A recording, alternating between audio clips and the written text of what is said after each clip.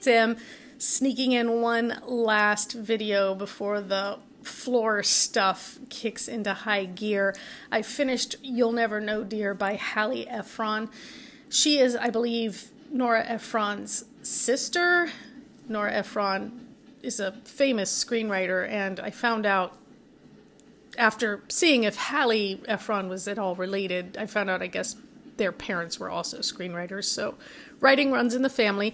I've never read anything by Hallie Ephron, but this book has been on my want-to-read list for a while, and I finally requested it from the library so that I could, in fact, read it. The premise is the reason I wanted to read the book. It's supposed to be, I think, it's marketed as suspense. It is the story, broadly, of a missing girl. I'm going to explain it and bear with me. The story starts with 46-year-old Liz, L-I-S, short for Elizabeth. That's 2 books in a row I've read with Elizabeth as a main character, but, you know, whatever. Liz lives in Bon Secours, South Carolina with her mother. The family has run like a fishing charter company for however long, but Liz's dad has passed away some time ago. Liz moved home after leaving her husband. She brought with her daughter Vanessa. Vanessa grew up there, but now Vanessa is away working on postdoctorate stuff in Rhode Island. Vanessa's postdoctorate stuff does come into play at some point, but not that deeply. I'll get to it. The book starts with a woman bringing a doll to the house. Now, Liz's mother, Sorrel, she at one time used to make porcelain dolls. They were highly sought after, and in particular, she made what were called portrait dolls, where a child would come sit for Sorrel, or a parent would give a photo of a child to Sorrel, and Sorrel would create a doll to look like this child. Sorrel's daughter, Janie, had one of these portrait dolls, and when Janie was 4, she disappeared, and her doll disappeared with her. So, every year on the anniversary of Janie's disappearance, which it's been 39 years now, Sorrel puts in the newspaper an ad saying, if anybody finds this doll, bring it to me, there's a $5,000 reward. No one's ever brought the doll, but this book starts with somebody bringing the doll. So then the question is, where did you get this doll? Are you somehow related to whoever kidnapped Janie, you know, so on and so forth. It goes from there, right? There's this idea of tracking down the woman who brought the doll and then figuring out her relationship, like the doll ended up being her mom's and blah, blah, blah. You know, it's a snowball kind of thing. It's supposed to be suspenseful, but it really isn't. I had the villain figured out almost immediately. This is really, I think, more like women's fiction with a veneer of suspense, or not even suspense, but maybe just mystery. But again, a thin veneer, because it's really about families. It's about Liz and, you know, relating to her mom, because Liz was supposed to be watching her little sister when her little sister disappeared. So Liz obviously has felt guilty for years and is kind of convinced that her mom blames her, even though her mom swears it's not Liz's fault that Janie disappeared. And then Vanessa, Liz's daughter, comes home because there's an accident at the house.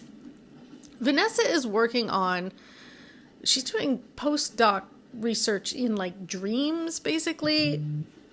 If you've ever read Passage by Connie Willis, where the main character is studying near-death experiences, I thought maybe we were going to get something in that vein, but this just didn't go as far or as deep. It was really just necessary to part of the plot where the device that Vanessa has created which is designed for people with like PTSD who have recurring nightmares to kind of take control of their dreams, turn it into lucid dreaming, so to speak. That device ends up being used, at one point in the book to help further the plot and whatever else. Other than that, it doesn't really play in. And then, there are characters who almost entirely disappear. All the characters are women except, I guess, the police chief that Liz is dating. Frank, Officer Frank, she calls him because she's known him since she was little.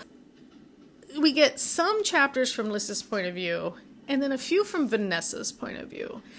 And they're not very distinct.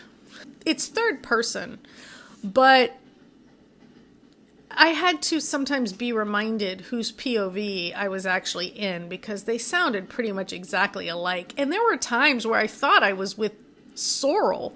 And I was like, oh, wait, no, this is Liz. Because, the three generations, I don't know, they just all came across as somewhat colorless, I want to say, drab. And they weren't distinct. And so I did have a little bit of a problem with that. It's just, I don't know. It was solid 3 stars. It was a quick read.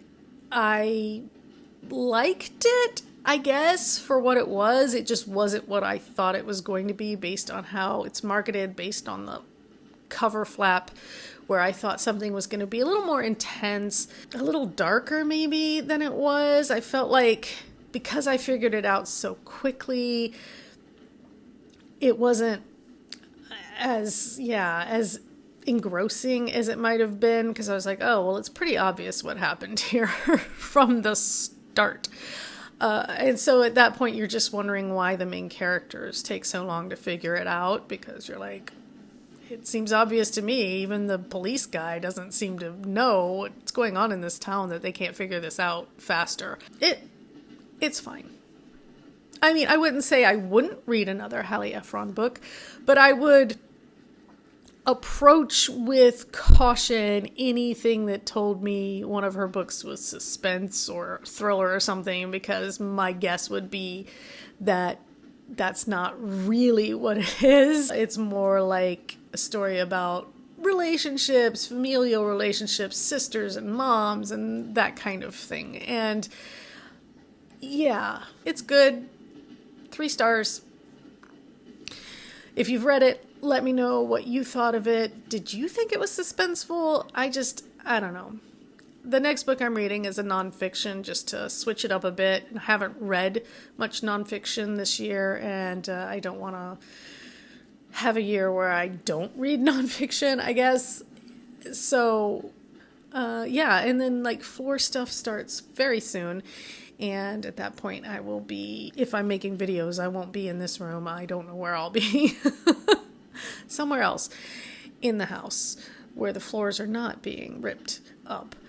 Once this floor is not carpeted anymore, I'm wondering what the sound quality in here is going to be like. It already feels a little more echoey just without the books on the shelves and everything. So we'll have to see. I mean, I'll get a rug, but yeah, and I might change up the way things are situated in here, so we'll see how it goes. Until then, I have my space back. Until next time, take care.